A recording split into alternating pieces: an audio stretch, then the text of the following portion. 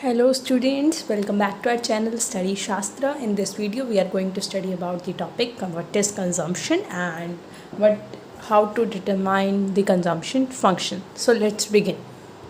Students, consumption is that part of income which is spent on purchasing of goods which we buy and services during a given time period. In whole this process of consumption function, we took our income denoted by Y, consumption by C and saving by S. So if our income of total national income is Y, then our income will be equals to the consumption plus saving, and the consumption is equals to income minus saving.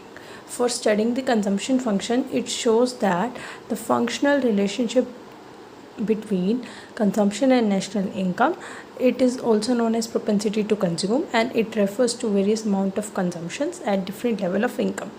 Here our C denotes our aggregate consumption, Y is our national income, and it is also denoted by consumption is also denoted by C is equals to A plus BY, where A is autonomous consumption which is also denoted by C bar, and B is the marginal propensity to consume. As our propensity to consume is of two types, which is average propensity to consume and marginal propensity to consume.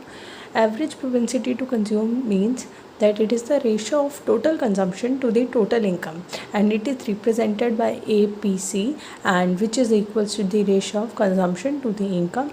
And the second type of propensity to consume is marginal propensity to consume, which is denoted by MPC, and it is the ratio of change in consumption to change in income. It shows the additional income which is spent on consumption, and it is denoted by MPC, which is equals to the change in consumption over change in Y, and here this delta is equals to change.